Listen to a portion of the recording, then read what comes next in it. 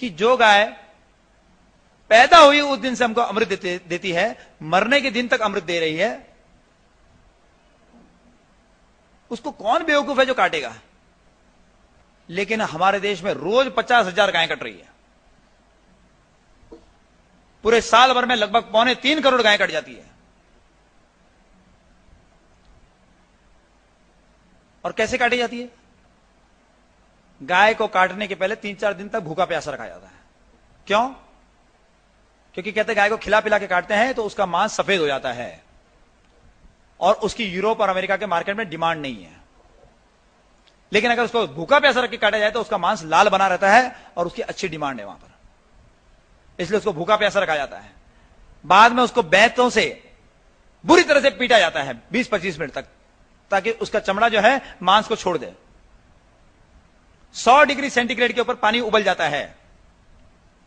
150 degree centigrade के ऊपर जो रोटी गर्म होती है, उसका भाप निकलती है, वो 150 डिग्री सेंटीग्रेड की होती है, उससे उंगली जल जाती है। लेकिन गाय के ऊपर 200 डिग्री सेंटीग्रेड की भाप छोड़ी जाती है 10 मिनट तक। गाय बुरी तरह से तड़पड़ाती है, उसके पूरे रोए झड़ जाते हैं। उसके बाद भी गाय को छोड़ते नहीं है। होली की पिचकारी होती है, ऐसे मोटे इंजेक्शन से उसके पेट में हवा भरी जाती है। अरे थोड़ी सी गैस फंस जाए तो दर्द होने लगता है छाती के अंदर, कमर के अंदर, और जैसे डकार आ जाती है हम कहते हैं हाँ अब एकदम रिलीफ मिली है। उस गाय के पेट में इतना हवा भरा जाता है कि फूल जाती है, बुरी तरह से तड़पती रहती है। मशीन से गाय का पीछे का पैर, एक पैर बंधा रहता है, उस मशीन से झटके से गाय को उल्टा कर दिया जाता है। उल्टा करके उसकी नस के ऊपर छुरा चलाया जाता है और छुरा चलाने के बाद उसका खून इकट्ठा किया जाता है। तब भी गाय जीवित रहती है, क्योंकि गर्दन नहीं कटी है, केवल नस कटी है। उस जीवित गाय की खाल खींच खींच कर निकाला जाता है। इतनी बुरी तरह से सिर्फ और सिर्फ एक ही देश में कटती है, उसका नाम है भारत। और इतनी बुरी तरह से न भैंस को काटा जाता है न बकरे को काटा जाता है। जिस देश में गाय को मां कहा जाता है, उस देश में मैं सोचता हूं कि गाय सोचती होगी कि मेरा बड़ा दुर्भाग्य कि मैं हिंदुओं की मां हूं। अगर मैं मुसलमानों की मां होती तो मेरी यह दुर्दशा नहीं होती, किसी और की मां होती तो यह दुर्दशा नहीं होती है।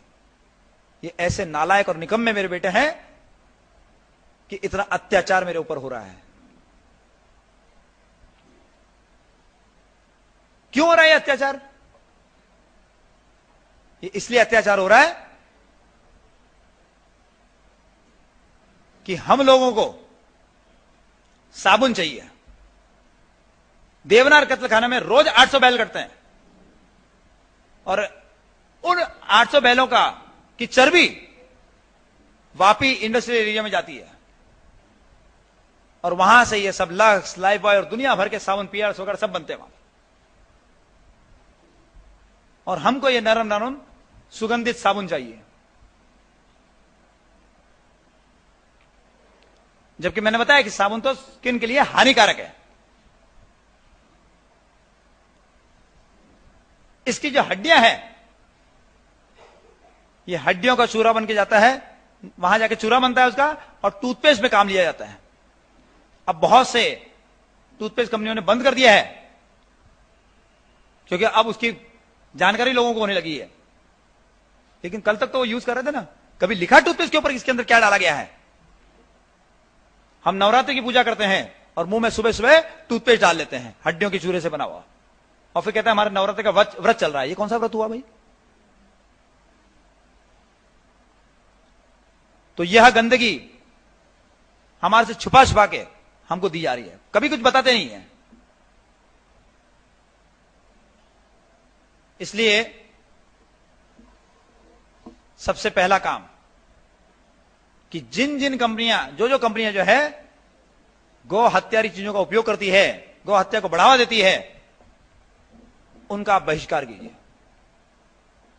गर्भवती महिलाओं को जो टॉनिक दिया जाता है, आप में से बहुत से ने नाम सुना होगा डेक्सोरेंज। इस डेक्सोरेंज के अंदर गाय का खून होता था, बाद में उस पर प्रतिबंध लगा, लेकिन नाम पर प्रतिबंध लगा, आज अलग अलग नामों से वो बिक रही है। और ये स्वयं एक गायकोलॉजिस्ट ने मुझे बताया है।